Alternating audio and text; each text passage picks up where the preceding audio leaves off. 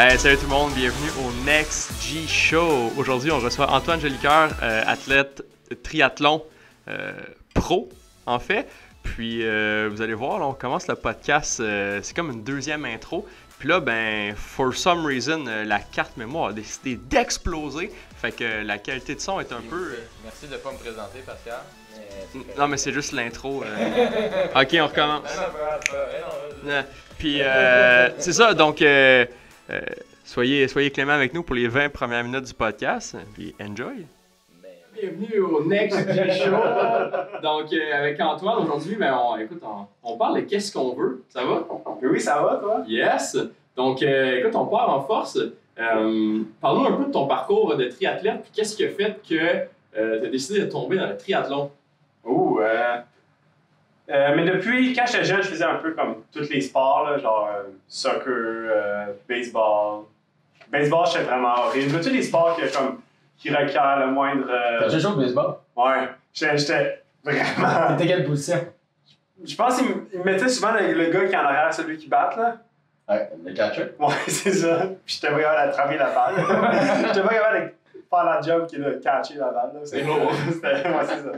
Fait, c'est ça, tous les sports qui requéraient une balle, j'étais pas capable, là. Fait que je faisais juste courir, puis j'ai vite vu que j'étais mieux à courir que de mettre une balle dans un but, là. Mm-hmm. Fait que j'ai commencé avec le ski de fond.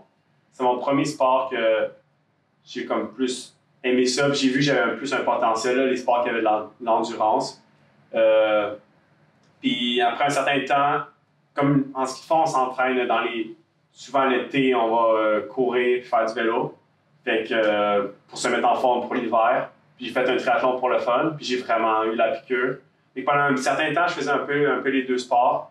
Mais pour performer en triathlon, il fallait comme me mettre à 100% là-dessus. Fait que j'ai dû faire un peu un choix entre les deux sports. Puis je pense que le triathlon, ce qui est le fun, c'est que c'est 3 sports. Fait que tu peux vraiment t'améliorer dans les 3 sports tout le temps comme quelque chose que tu peux faire. Puis aussi, ce qui est le fun, c'est que la saison est vraiment longue. Mm-hmm. Tandis qu'en ski de fond, je trouvais que la saison était vraiment assez courte. Là. C'est comme l'hiver est devenu de plus en plus court à chaque année. Ouais, ça aide pas. Là. Fait que, mais je continue à faire du ski de fond. Là. C'est un sport, je pense, qui est bon comme cross-training aussi. Là. T'en as déjà fait avec les petites roulettes, là? Je sais pas comment ça s'appelle. Ouais, une ski à roulettes, là. J'ai fait, je pense que j'ai une coupe de trous dans plein de leggings, là, parce que t'as pas de frein là-dessus. Là. C'est comme... Faut que tu fasses un peu la pizza, mais tu peux pas vraiment faire la pointe de pizza. Faut que tu fasses des petits coups, genre. Fait que quand t'apprends, tu tombes pas mal. Là. Fait que, mais c'est le fun comme le ski à roulettes, là. Puis en tant qu'athlète de triathlon, t'es quand même jeune pour être comme dans le top du sport. Là, à quoi t'attribues... Mais surtout sur des longues distances. C'est ça qui est un petit peu hors du commun. Là. Ouais, c'est ça, parce que j'ai vite remarqué que j'étais plus quelqu'un qui avait un diesel, là, un peu. Là, plus, en triathlon, ça commence à la distance sprint, après la distance olympique, après le demi-Ironman, puis Ironman. Puis quand j'étais jeune, puis j'étais junior, je faisais des triathlons sprint, mais des fois, j'allais racer avec les seniors qui faisaient la distance olympique parce que je voyais que j'étais meilleur, plus c'était long. Fait que quand j'étais junior, je raçais avec des seniors, puis après un certain temps, j'ai essayé de faire 70.3, donc un demi-Ironman pour le fun, puis j'ai vraiment aimé ça, puis j'ai réussi avec... en fait, les groupes d'âge puis les professionnels, ils font la même course, c'est juste qu'on part, mettons les groupes d'âge, je pars 5-10 minutes après les pros. Je pense que j'étais comme 6e overall avec les pros, puis j'ai réalisé que j'avais peut-être un potentiel à racer comme ça. Au début, ça? Ouais, c'était mon premier 70.3. Là. Dans le fond, j'ai racé... pour avoir ta licence pro, il faut que tu fasses une course de groupe d'âge.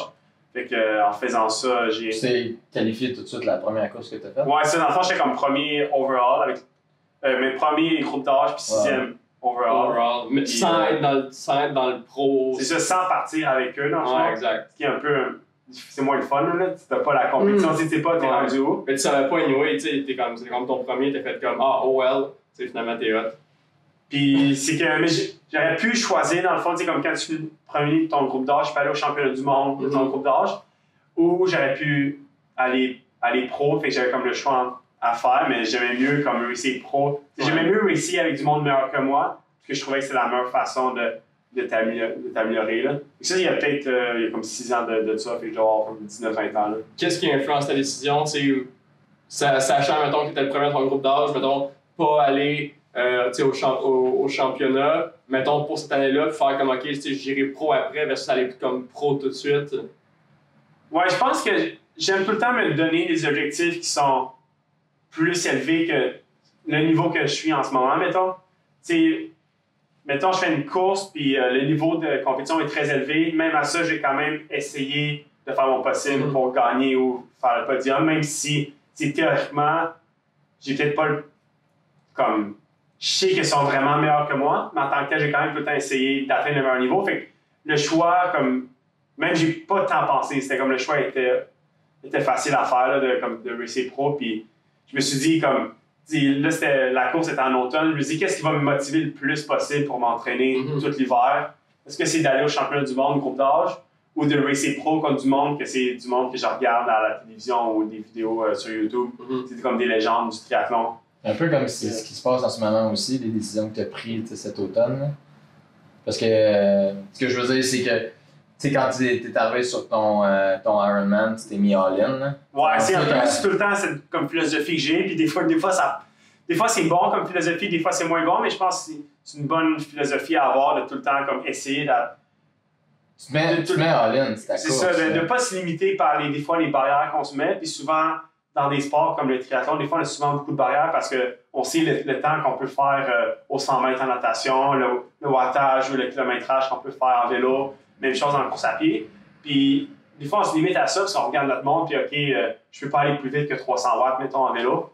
Mais des fois, je pense que c'est important de juste comme, t'enlèves tout ça, tu vas en ligne, puis tu essaies de te battre comme du monde que tu sais qu'ils sont vraiment meilleurs que toi, mais tu dis, si tu n'essaies jamais de te battre contre eux, tu vas jamais t'améliorer. Là. Ouais. Des fois, ça marche, puis. Ben, tu sais, ce que tu dis, mettons ta course cette année, je pense que si tu aurais pu la jouer safe, mais tu t'es dit, je vais me battre jusqu'à la fin comme avec les pros du meilleur que je peux, le meilleur de moi-même. Ouais. Puis c'est sûr que t'as une baisse de régime vers la fin, là, en fait, là, mais moi je te disais, j'étais vraiment d'accord avec ta décision parce que moi je pense que l'année passée, t'as quand même, je sais pas si t'étais surpris là, de ta position, là, parce que, raconte-nous un peu, si on commence avec ça, l'année passée, là, au Ironman, dans le fond, t'as quand même fait une bonne course, là, ouais, c'est dans le fond, pas, l'autre année d'avant, en 2017, c'était mon premier Ironman, puis c'était l'Ironman de Tremblant.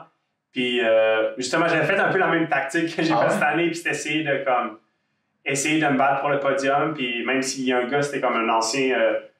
personne qui avait le record du monde sur la distance Ironman, genre, puis moi j'étais un petit gars au premier Ironman, puis j'essayais de le suivre, puis c'est là que j'étais comme perdu connaissance au genre 25e kilomètre de course à pied. Puis, ouais, ça, c'est la première année. Première année, ouais, c'est ça.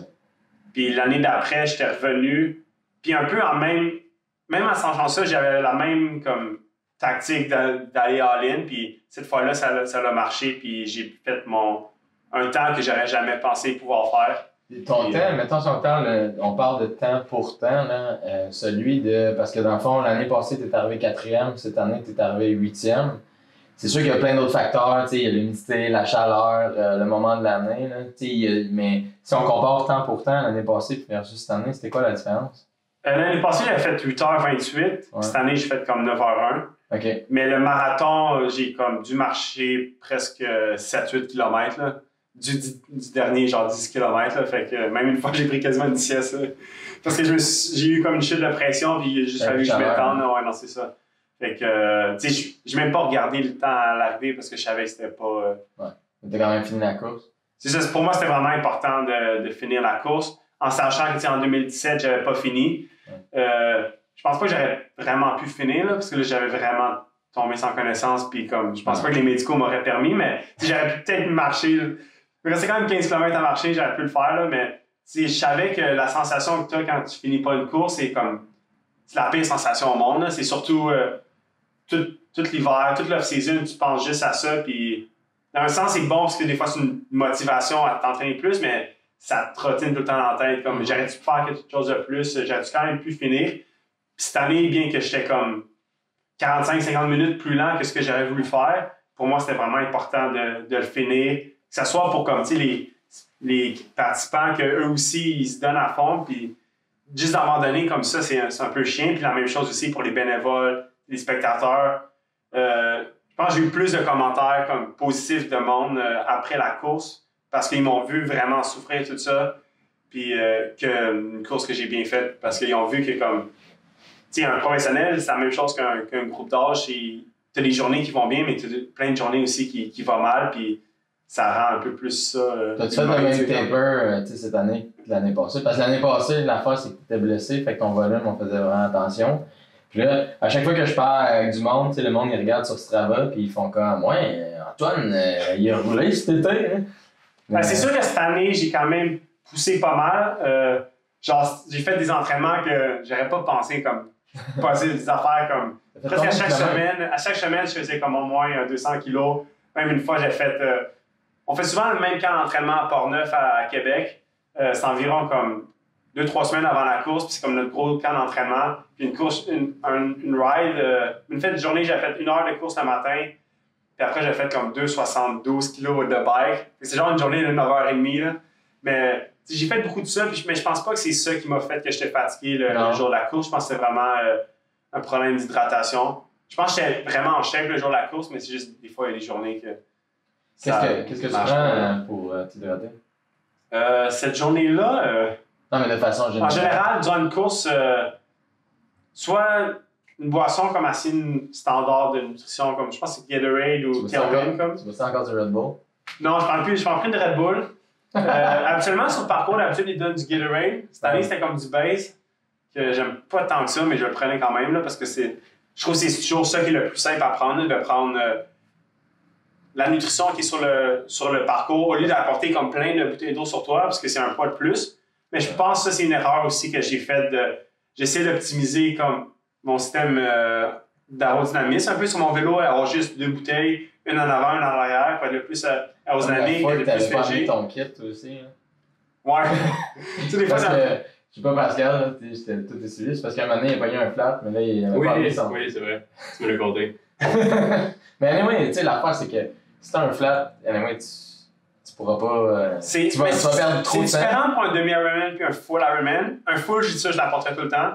Puis maintenant, après ça, je me sentais comme niaiseux de ne pas avoir porté un kit de flat pour un demi-Ironman quand même. Mais maintenant que tu as un flat, tu le répares. Anyway, de toute façon, tu vas perdre trop de temps que tu peux pas dire.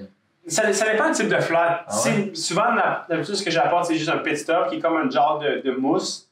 C'est comme une petite canette qui est assez petite avec un peu de pression dedans. C'est une mousse qui va comme remplir le trou, puis il va mettre de l'air aussi. Puis généralement, tu apportes un CO2 aussi de plus pour augmenter la pression.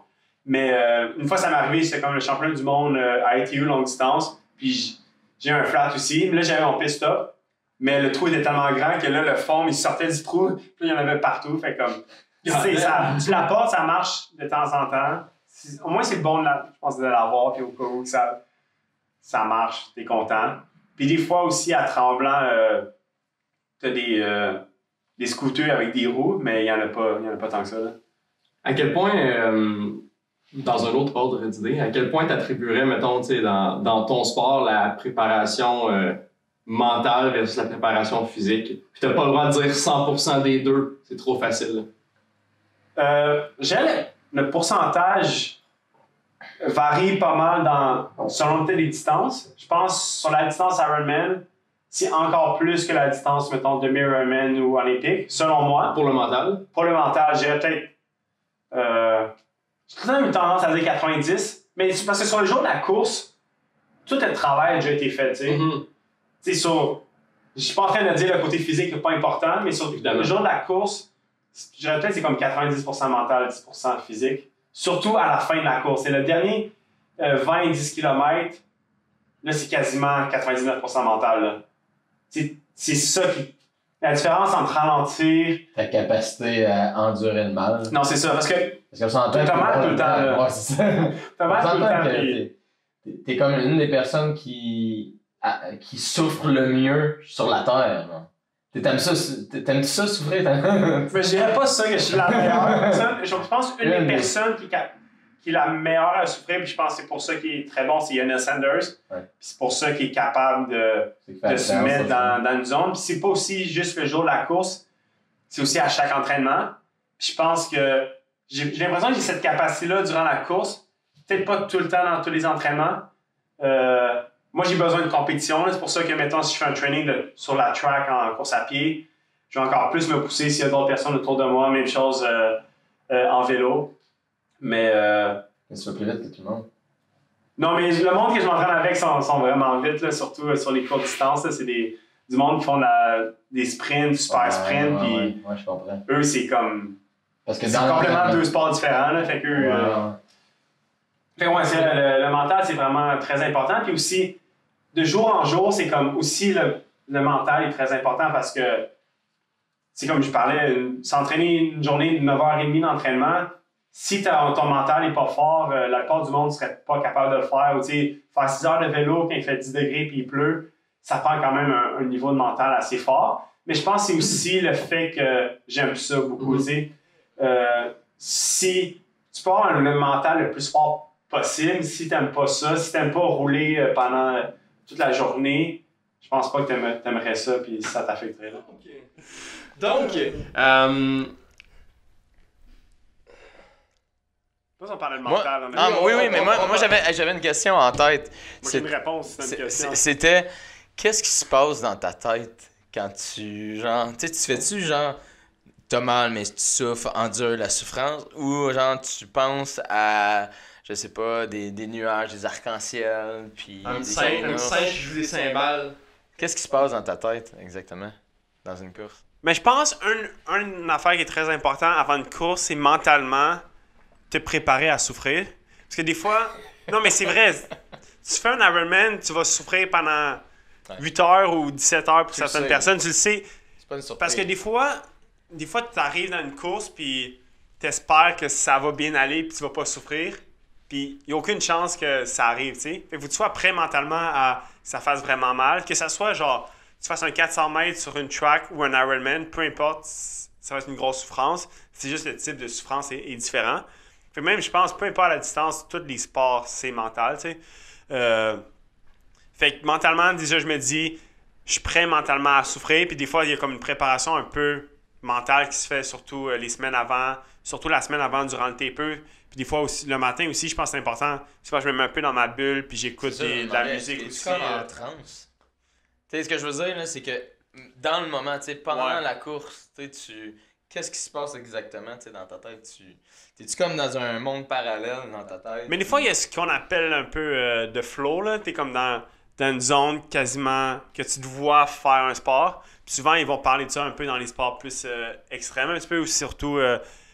par exemple... tu te vois à troisième personne? Quasiment, ouais. Comme tu te vois racer. Ce qui est pas comme... Puis quasiment quand tu es dans ce moment-là, tu agis un peu par automatisme. Tu penses pas du tout. Ouais. Puis souvent, si ça va arriver dans les sports un peu comme, mettons, l'escalade, comme Alex Honnold qui fait l'escalade sans corde, que c'est un sport que chaque geste que tu fais, c'est comme il y a un risque que tu vas mourir, tu sais, si tu manques ta prise, tout ça. Fait que tu n'as pas le choix d'être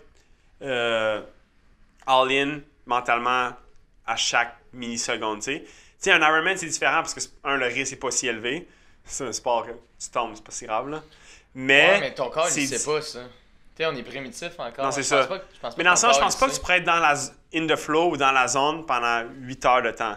Mais tu as certains moments que tu es dedans, puis c'est vraiment une bonne sensation, mais la façon pour t'arriver à être dans la zone, dans le flow, c'est d'essayer d'être le plus possible dans le moment présent, dans le now. Puis un truc que je me donne, c'est comme TPN, je me dis, c'est technique, pacing, nutrition. C'est comme les 3 choses que tu peux contrôler. Tu sais, dans le sport, tu peux pas contrôler tout. Il y a plein de facteurs que tu peux pas contrôler. Ça que ce soit tes compétiteurs, tu peux pas contrôler ce qu'ils vont faire, la météo, ou tu peux même pas contrôler comment tu vas te sentir. Tu sais, ça peut être une bonne journée, une mauvaise journée, mais ce que tu peux contrôler, c'est ta technique. Puis, fait que quand je nage, je pense à ça. Je pense tout le temps comment est ma technique, comment je peux essayer de l'améliorer, essayer de glisser un petit peu plus quand je nage. Ou en vélo aussi, c'est est-ce que je suis assez aéro, est-ce que je pourrais encore améliorer encore un petit peu plus. Puis le pacing aussi, comme tu essaies de tout le temps voir est-ce que je prends un peu plus vite ou est-ce que je vais un peu trop vite. Puis aussi, la nutrition, c'est tellement important en Ironman que c'est toujours quelque chose que j'essaie d'y penser. Fait qu'en pensant à ces 3 choses-là, ça me permet d'oublier un peu qu'il fait... Tu sais, t'es rendu à 30 kilos en bike puis t'es déjà en train de souffrir.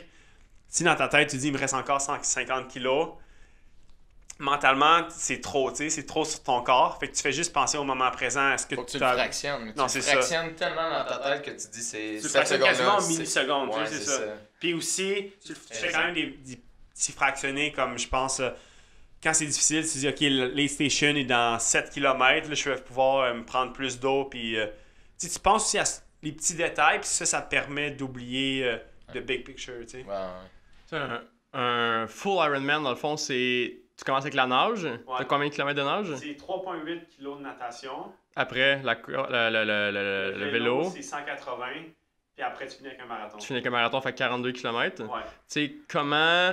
Mettons, si tu nous fais un deep dive dans ta vie en général, ça ressemble à quoi? Tu sais, pour être capable de faire autant de volume d'une shot, tu sais, tu fais pas ça comme dans ta semaine, tu fais ça comme toute d'une shot.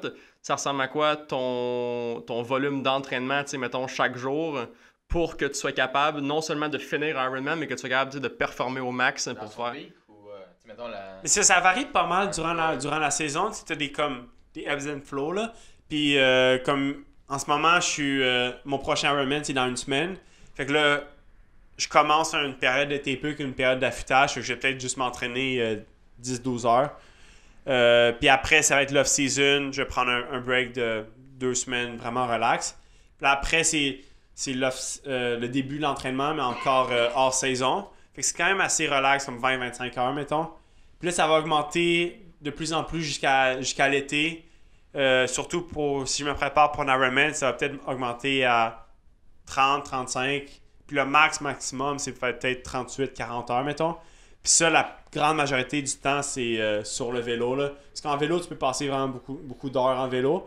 Tandis qu'en course à pied, tu sais, faire 3 heures de course à pied, c'est vraiment intense. Je vais peut-être le faire une fois dans la semaine, puis même, la plupart du temps, ça va être 2h30, tu sais, au gros max. Tandis qu'en vélo, faire 3 heures, c'est comme quasiment rien. La plupart du temps, je vais faire 3-4 heures, presque 6-7 heures. Fait que ça, c'est déjà beaucoup d'heures.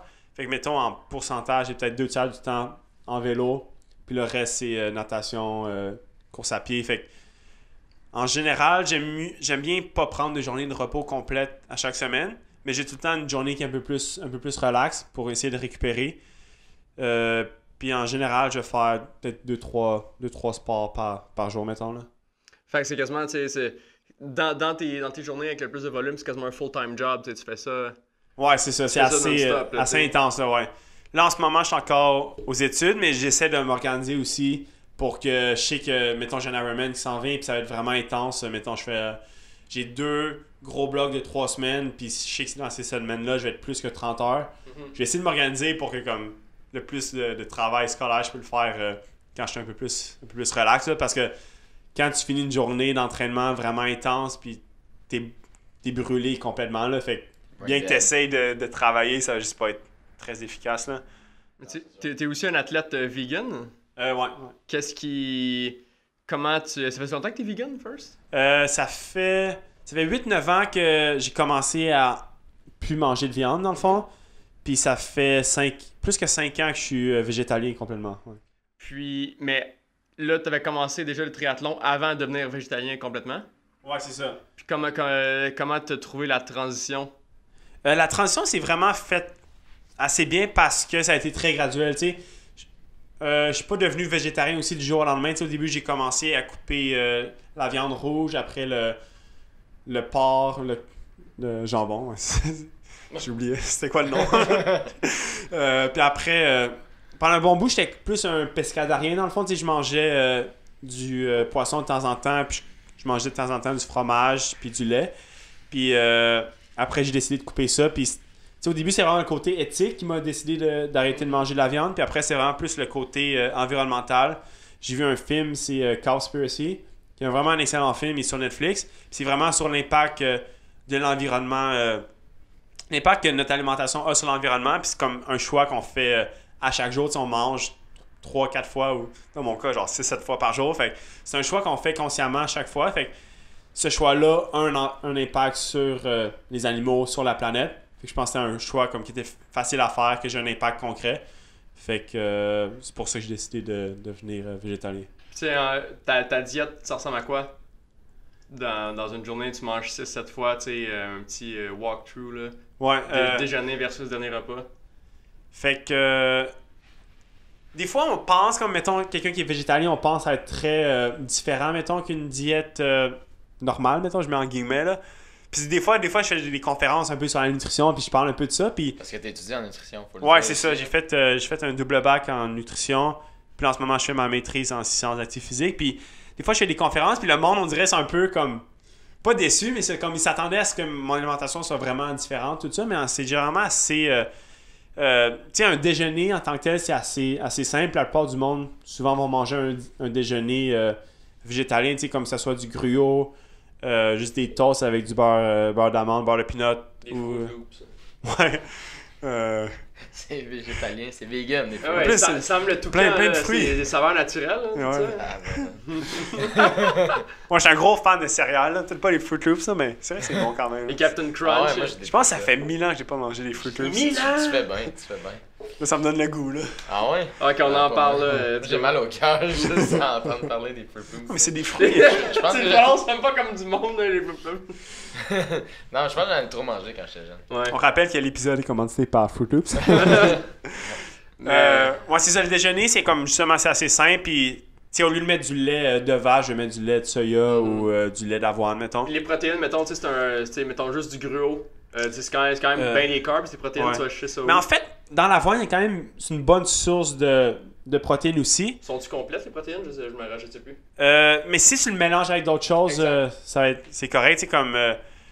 Souvent, je vais tout le temps mettre en fait beaucoup de beurre d'amande ou beurre de peanut dans mon gruau. Mhm. Puis déjà là, ça ajoute une bonne source de protéines. Ou des fois, je vais mettre juste des noix comme ça. Ou même des fois, je feel funky, je vais mettre genre tu sais, un peu de poudre de protéines au chocolat. Genre, fait que là, comme ça goûte, ça ajoute du goût puis aussi un peu de nutriments à ton gruau. Puis des fois, ça toussait un petit peu plus, là. On est wild, là. Ouais. On est très wild ici.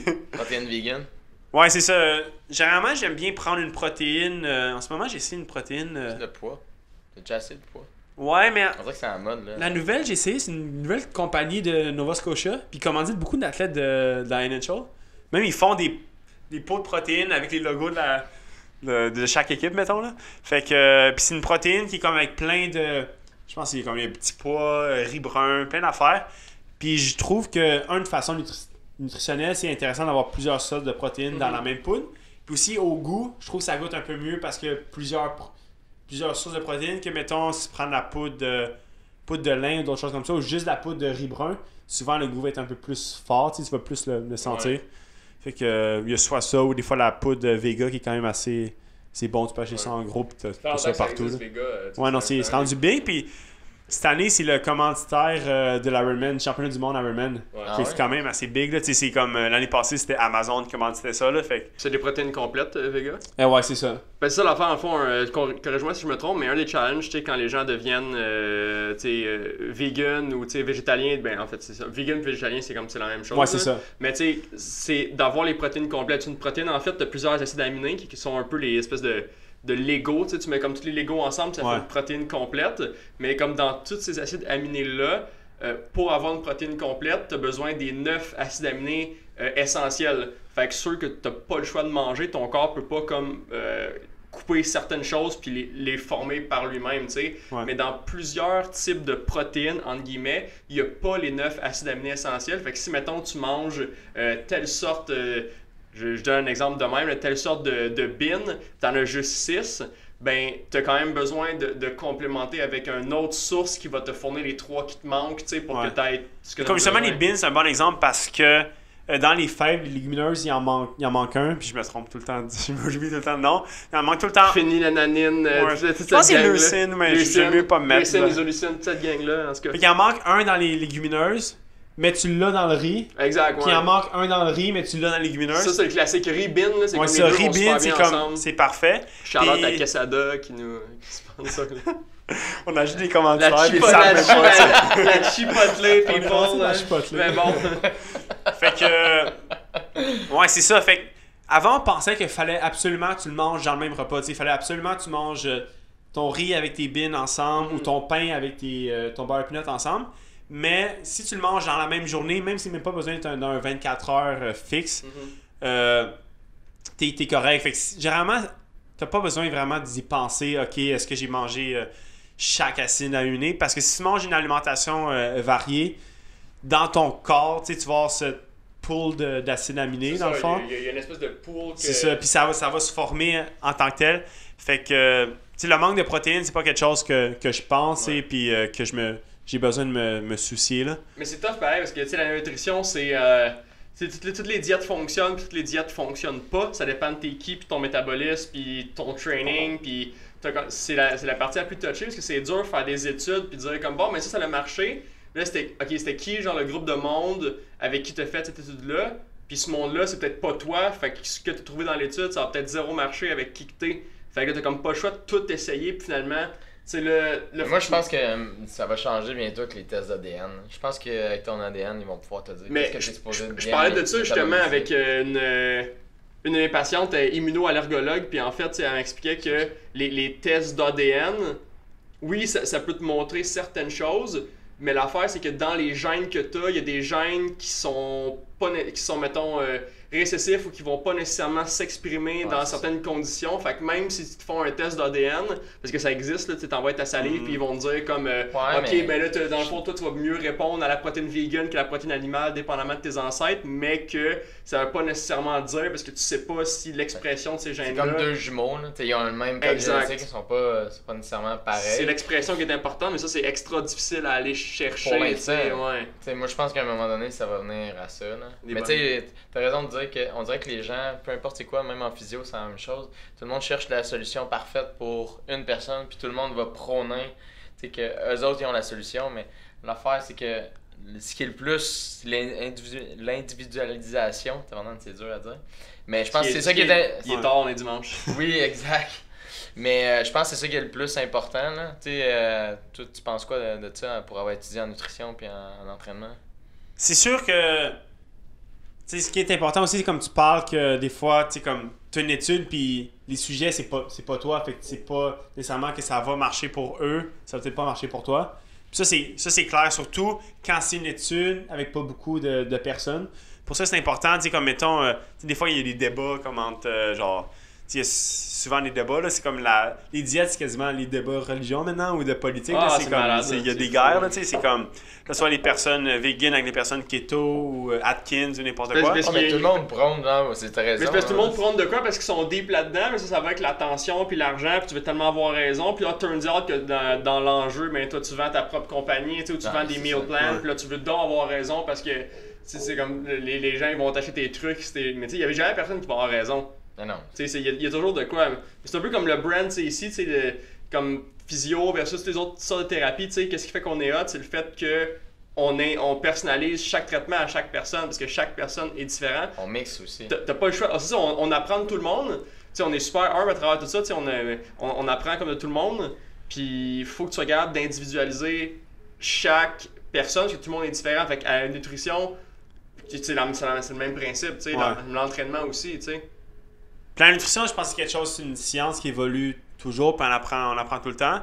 Mais c'est aussi très cyclique un petit peu, là, comme tu sais, il y a la nouvelle mode de high fat diet, puis on pense tout le temps que c'est la nouvelle chose. Non, mais il y a longtemps, il y a peut-être 15-20 ans, c'était ça aussi. Il y a tout le temps des cycles un peu de... Du marketing. Puis c'est ça qu'on dit un peu. C'est ça qu'en ce moment, justement, ma maîtrise, c'est un peu en ça que je fais, un peu sur une maîtrise en nutrition sportive, un petit peu. Puis c'est beaucoup sur l'oxydation des gras. Tu sais, comment, en tant qu'athlète, si on parle d'un Ironman, c'est 8 heures, mais pour certaines personnes, c'est 17 heures de temps. Tes réserves de glycogène qui est le sucre dans tes muscles, ils sont vraiment limitées, tu sais. Mais en tant que tel, même une personne qui est vraiment, vraiment maigre, là, mettons qu'un pourcentage de 6-7% de gras, a des réserves de gras comme pratiquement infinies. Fait que si tu es capable d'oxyder facilement tes gras, c'est vraiment très intéressant.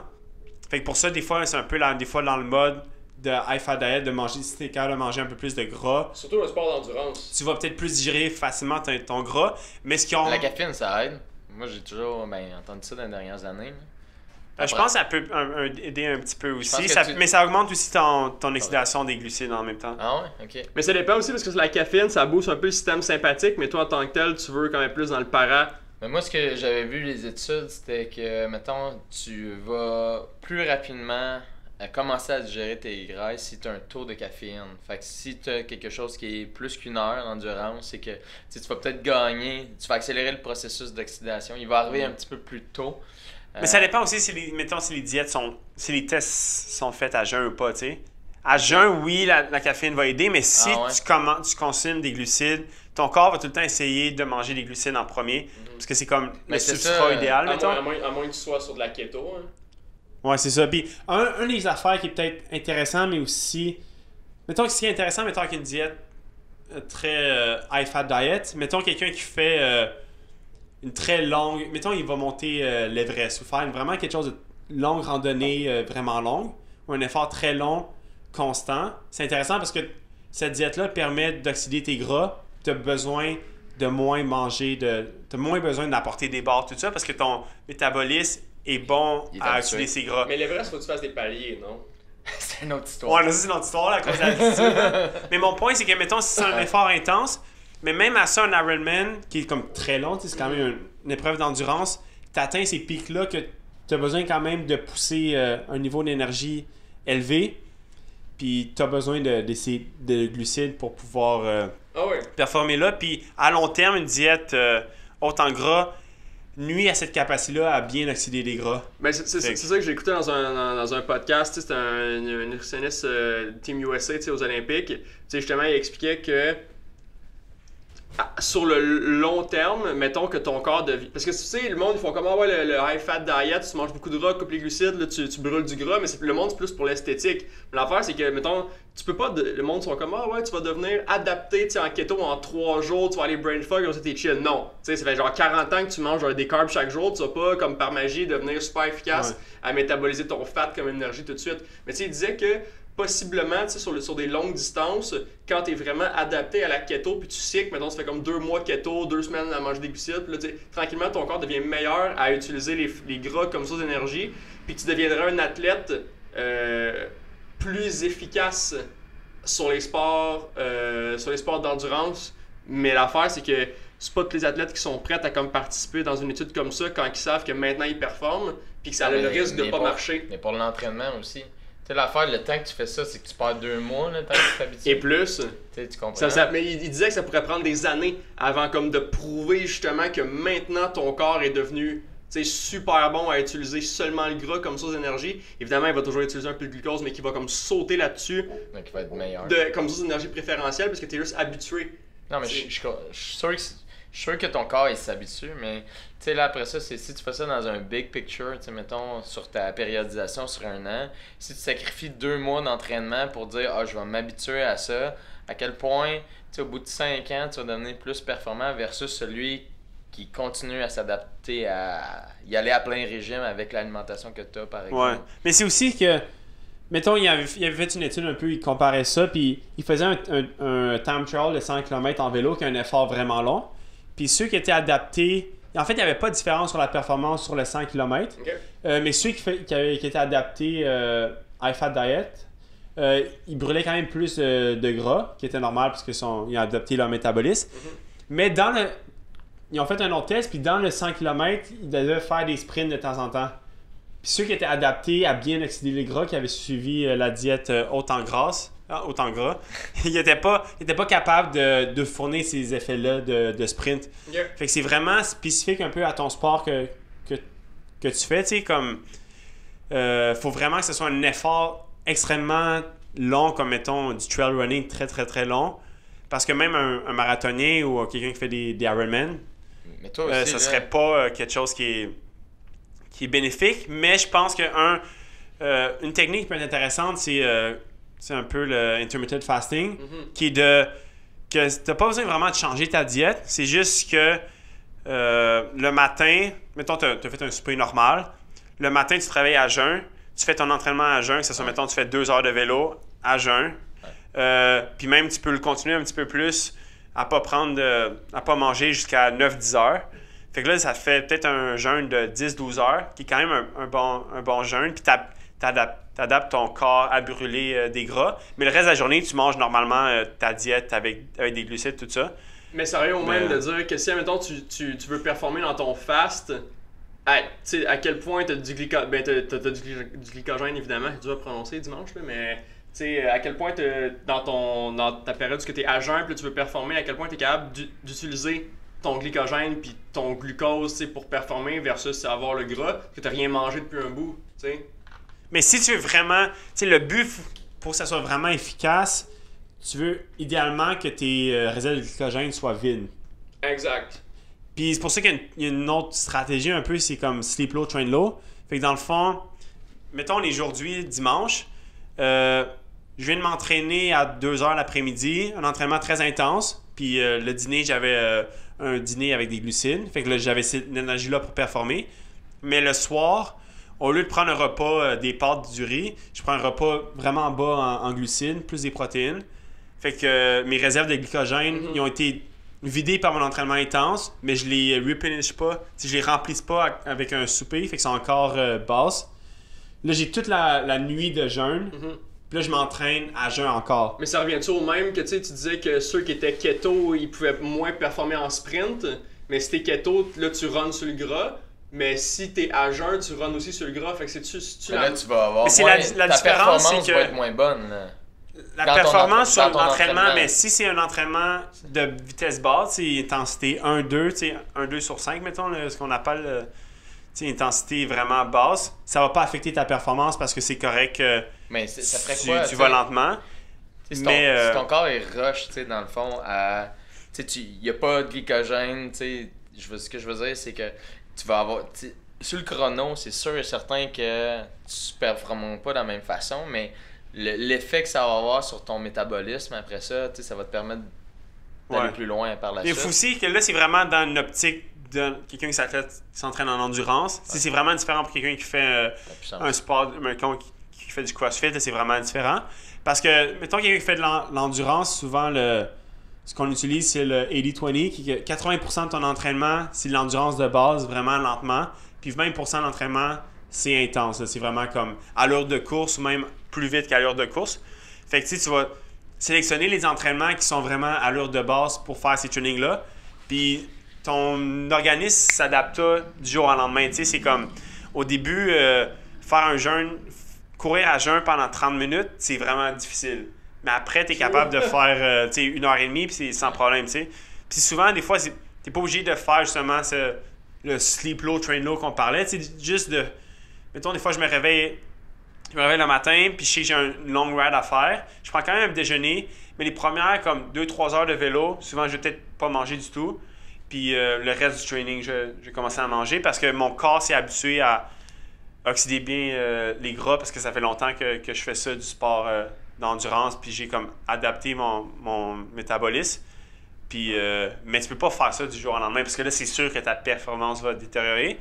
Mais pour moi, si j'avais fait ces 3 heures-là à jeun ou pas à jeun, vu que c'est en vitesse de base, la performance n'aurait pas changé. Mais j'ai ce gain-là de plus d'améliorer mon métabolisme. Ouais, c'est ça. Mais vu que le reste des journées, je mange des glucides, tout ça, ma performance lors des entraînements intenses est bonne, tu sais. Fait que overall, ça n'affecte pas mes entraînements intenses. Puis j'ai un gain un peu plus parce que ça améliore un peu mon endurance et ma capacité à brûler des gras, mais c'est quand même tricky. Tu sais, tu peux pas aller du jour au lendemain, tous tes entraînements longs, de le faire sans glucides, sans calories, parce que aussi, faut quand même, tu t'entraînes beaucoup, puis souvent, je vais manger genre 6000 calories par jour. Fait que si tu coupes 1-2 repas, mais il faut quand même t'y rendre ces calories-là. Tu sais, on parle de déprivé, tu sais, mettons au niveau de la nutrition. Tu t'entraînes ça en altitude des fois? Il me semble que j'ai jamais entendu. Puis est-ce que ça aurait, tu penses, un impact positif ou... C'est sûr qu'il y a beaucoup de triathlètes qui s'entraînent en altitude. Comme le hub en triathlon, c'est Boulder au Colorado. Je suis déjà allé là pour une course, mais jamais pour vraiment m'entraîner. T'avais-tu vu la différence pendant la course? Ah ouais, mais quand je suis arrivé là, je suis quelqu'un qui a facilement mal à la tête, là. Okay. Puis dès que je suis arrivé en altitude, j'avais mal à la tête, puis j'avais tout comme plus à respirer, l'effort était plus difficile. Parce que je n'étais vraiment pas acclimaté pour ça, là, je ne suis pas arrivé assez d'avance. Ah ouais.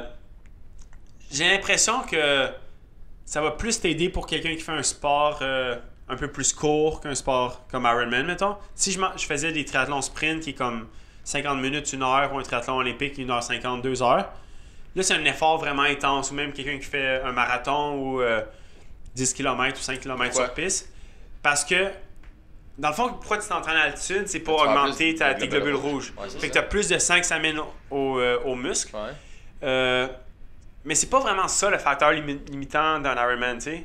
C'est quoi? pas... C'est ton endurance. C'est comme...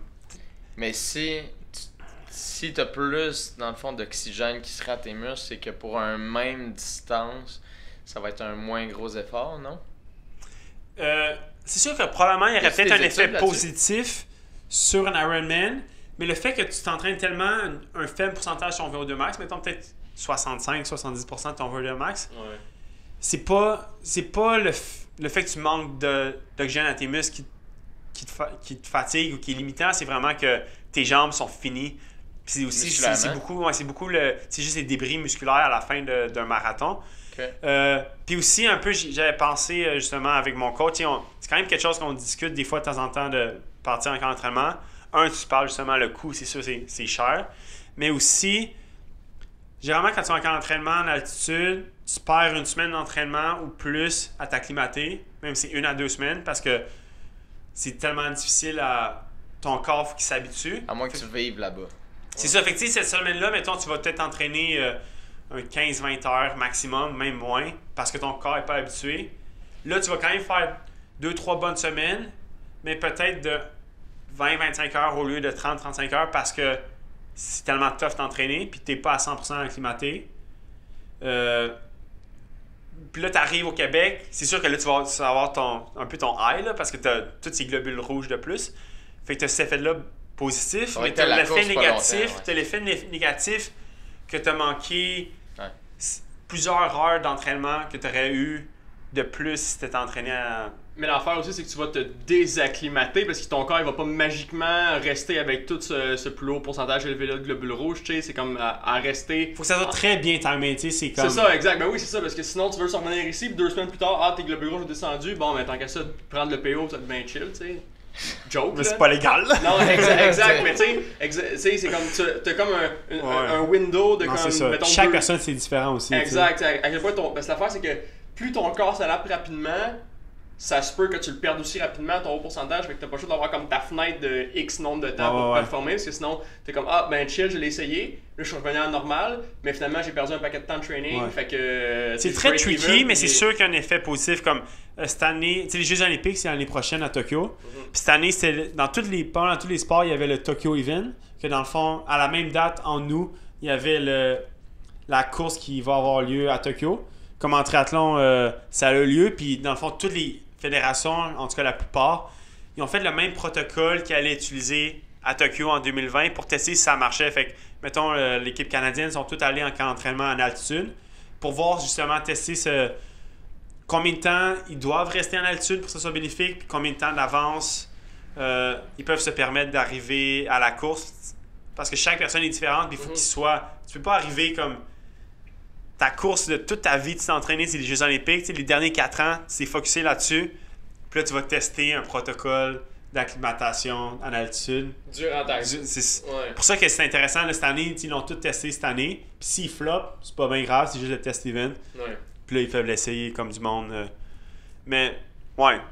C'est une réponse longue, mais je pense qu'il y aurait quand même un intérêt à le faire. Puis, c'est de voir là, aussi. Non, c'est ça. Mais c'est intéressant aussi. Là, j'aimerais ça faire ça aussi quand même. Tu sais, Boulder, c'est vraiment un bel endroit là aussi. Là. Juste pour ça, c'est quand même intéressant. Puis c'est juste comme, je pense que c'est 6000 pieds d'altitude, ce qui n'est pas tant que ça non plus. Là. C'est pas, il y a des endroits vraiment plus que ça. Ouais, non, c'est ça. Comme j'ai des amis qui s'étaient entraînés, je pense que c'est en Équateur, puis c'était comme en haut d'un volcan, genre. C'était vraiment, vraiment haut. Puis, mais aussi une autre technique, c'est comme tu peux t'entraîner, tu vas en altitude. Mais toi, des fois, il y en a qui sont en Boulder, mais ils s'entraînent encore plus ils vivent encore plus haut en altitude. Fait qu'ils... C'est comme s'ils train high, mais... Non, sleep high, train low. Fait que dans le fond, ils vont s'entraîner à une altitude pas si élevée que ça, mais ils vont dormir à une altitude très élevée. Puis comme ça affecte pas trop tes entraînements, mais tu as l'effet positif de ça. Ou l'autre option, c'est de dormir dans une tente. Puis le pire, une fois, j'avais regardé un peu... je J'avais checké ça, là. C'est très dispendieux. Mais il y avait François Parisien, c'est un ancien cycliste professionnel. Puis lui, il vendait la sienne. Puis j'avais parlé un petit peu avec lui, puis comme... c'est vraiment intense. Il faut que tu sois motivé à 100% parce que pour qu'il y ait un effet positif, il faut vraiment que tu dors, je pense que c'était comme au moins 10 heures dedans à chaque nuit, puis idéalement quasiment 12 heures. Puis vraiment tu times ton affaire parfaitement, puis fait qu'il mangeait là-dedans. Puis... Mais c'est une tente qu'il y a moins d'oxygène. C'est une tente qui a moins d'oxygène. Pressurisé, là. C'est plus petit que... c'est ça pressurisé. C'est plus petit que C'est notre chambre. C'est pas juste le taux d'oxygène, c'est la pression atmosphérique. Ouais, c'est ça. C'est comme une chambre hyperbare un peu. Mais tu peux aussi faire des entraînements, mettons à vélo, puis tu mets un masque. Ouais. Fait que ça, déjà, c'est comme... Ça, c'est le taux d'oxygène. C'est Mais plus- t'as pas la pression dans ton sang. Ouais, mais tu sais, les entraînements avec les masques, tu sais, tu passes rien que ton training dans le masque, tu sais, à quel point ça va influencer ta Mais là, je production. parle, c'est pas un masque, Non. tu sais, c'est pas comme les masques qu'ils utilisent en, je sais pas, en CrossFit des fois, là, tu comme... Ouais, C'est non, il y a difficile, plus là. personne qui utilise ça parce Ok, que c'est ouais. pas. Il y Non, a c'est du hype ça. à un moment donné, tout le monde était Ouais. comme c'est hot, là j'ai un masque, là, Ouais. puis là je respire dedans, puis il y a une forme de tête de mort dessus, puis Ouais. là le monde tripait. T'as l'air bien d'un raide. meurtrier, là, T'as quand l'air tu de. cours Ouais, avec ça, là. ouais, whatever, là. Mais là, c'est comme un vrai masque avec un tuyau, puis Ouais, ouais, c'est la ouais, même ouais. chose que si t'étais dans la tente, mais tu fais juste un entraînement, puis ça revient moins cher, parce que tu peux, au lieu de l'acheter, mais tu vas faire tes entraînements Ouais. là-bas. Quand même, juste à un coin de rue d'ici, à Atwater, ils ont le centre Power Watts, puis là-bas, il y a le B210 qui est comme... C'est un groupe un peu privé qui commandite les meilleurs athlètes dans tous les sports un petit peu. Comme ils commanditent beaucoup dans ce qu'ils font, tout ça. Puis eux, il y a un endroit, c'est une chambre, puis ils ont les vélos sur place. Puis la chambre est hyper basse, la chambre est en haute altitude. Ça, c'est vraiment hot. Tu sais, t'as cet effet-là, mais t'as pas le masque d'en face qui Non, gosse un petit peu. Là. Qu'est-ce que t'en penses si on arrête là-dessus? Ouais, on En achète fait, ça. on rap. Je pensais on que t'allais rap, dire, mais- qu'est-ce que t'en penses si on achète une chambre? Ah non, ça c'est l'année prochaine. Ah, ok. L'année prochaine. Style. Non, mais. Ouais, mais non, c'était hot. Pour vrai, Merci. c'est vraiment intéressant. Merci Ah, merci d'être venu. c'est pas- Ouais, merci de l'invitation. Là. Où est-ce qu'on peut suivre tes prochains exploits ou le contenu que tu crées sur le monde des internets? Le monde du web. Ouais, fait que Instagram, c'est Antoine JD3. Mais pas besoin de vous rappeler de ça parce que le lien va être dans la bio, vous allez Ouais. juste aller cliquer dessus. Même chose sur Twitter. Je suis aussi sur Facebook. J'ai ma page d'athlète. Dans le fond, c'est Antoine Jolicoeur Desroches, triathlète, coach. Puis aussi, j'ai mon podcast qui est le podcast du triathlète. J'ai pas un setup aussi beau que le tien. J'ai pas aussi plein de plantes, mais je fais mon possible. Ouais, le podcast d'Amazonie. Ouais, c'est ça. Si tu nous laisses sur une quote, tu nous dis qu'est-ce que tu voudrais laisser transparaître à nos auditeurs. Comme une citation que j'invente sur le coup. Ah, let's go. Non, mais n'importe quoi, là. Tu sais que. Mais je pense, mettons, s'il y avait un mot à... Tu sais, on en a parlé au début du podcast, puis on parlait de comme des limites qu'on se fixe.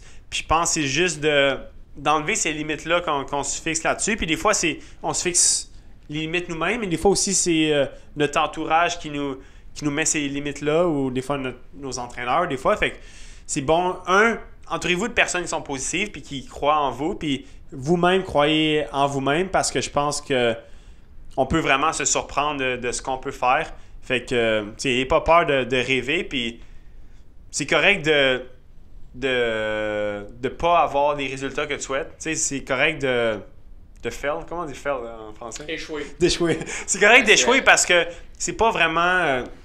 Mais t'as quand pas t'es vraiment chaud, échoué, tu sais. C'est juste t'as appris, puis...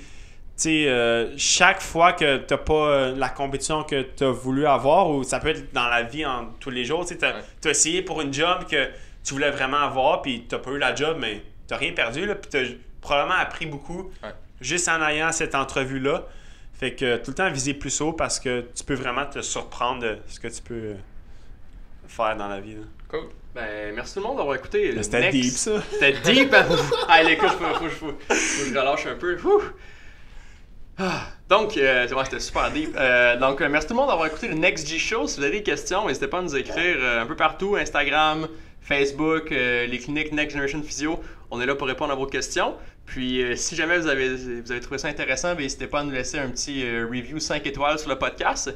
Et sur ce, passez une bonne semaine. Vas-y.